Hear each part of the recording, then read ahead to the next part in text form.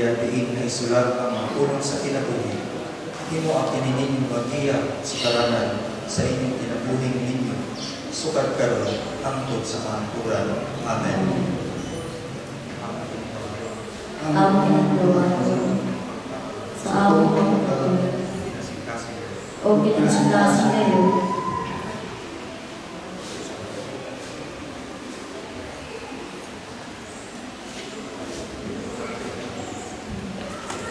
karon ang tabiton sa masilang tagapakan